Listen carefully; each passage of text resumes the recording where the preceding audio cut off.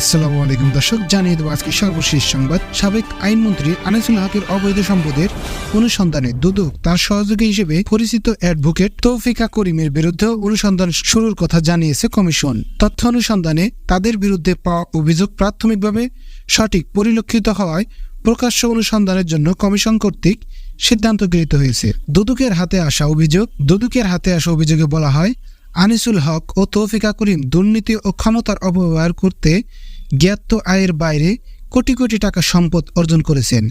আনিসুল হক মন্ত্রী থাকাকালে ক্ষমতার অপব্যবহার করে প্রচুর পরিমাণ অবৈধ সম্পদ অর্জন করেছেন। সাবেক আইনমন্ত্রীর নামে কসবা ত্রিশাল এবং পূর্বাঞ্চলে 6.80 একর জমি, সিটিজেন ব্যাংক ও এক্সিম ব্যাংকের 40.10 কোটি টাকার শেয়ার, সঞ্চয়পত্র, বিভিন্ন ব্যাংক ও আর্থিক প্রতিষ্ঠানে জমা এবং অন্যান্য বিনিয়োগ মিলিয়ে 23,79,884 টাকা এবং 4টি গাড়ি ও একটি মোটরসাইকেল থাকার তথ্য পেয়েছে দুদক। দুদক বলছে, তৌফিকা করিম নামে বেনামে দেশে বিদেশে অঢেল সম্পদ গড়েছেন। তিনি সিটিজেন ব্যাংকের চেয়ারম্যান ছিলেন। সেই সুযোগে তার মাধ্যমে আনিসুল হক কানাডা সহ বিভিন্ন দেশে কোটি কোটি টাকা পাচার করতেন। নিম্ন আদালতে কর্মচারী নিয়োগের ক্ষেত্রে জনপ্রতি 10 থেকে 15 লাখ টাকা ঘুষ নিতেন তৌফিকা। এ বিষয়ে দুদকের নথিতে বলা হয়, আনিসুলের সকল দুর্নীতির সাথে তৌফিকা করিমের সংশ্লিষ্টতা ছিল মর্মে গোপনীয়।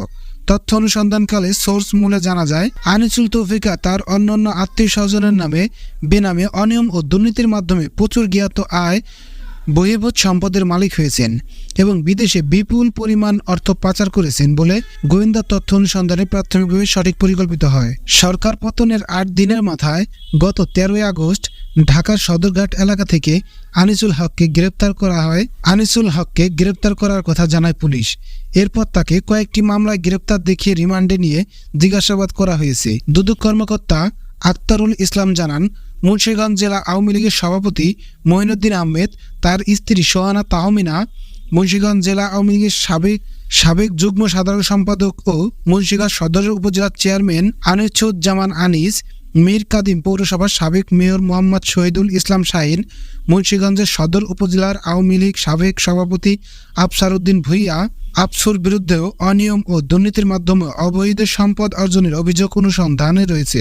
দুদকের হাতে আসা অভিযোগে বলা হয়, মঈনুদ্দিন আহমেদ 4টি রিয়েল অ্যাসেট কোম্পানির মালিক এবং তার স্ত্রী সোহানা তাহমিনা ক্ষমতার অপব্যবহার করে চাঁদাবাজি, জমি দখল ও অন্যান্যভাবে অবৈধভাবে অর্থ উপার্জন করেন। তার অবৈধ সম্পদের মধ্যে রয়েছে মোহাম্মদপুর ইকবাল রোডে ফ্ল্যাট, যার দাম 75 লাখ টাকার একটি ল্যান্ড ক্রুজার ও টয়োটা গাড়ি।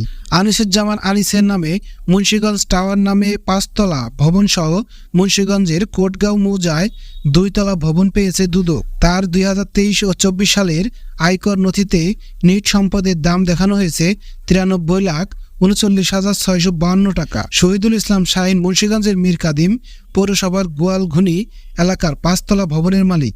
আফসার উদ্দিন ভূঁইয়ার বিরুদ্ধে সেতু নির্মাণ সহ 4 কোটি টাকার অনিয়মের তথ্য পেয়েছে দুদক।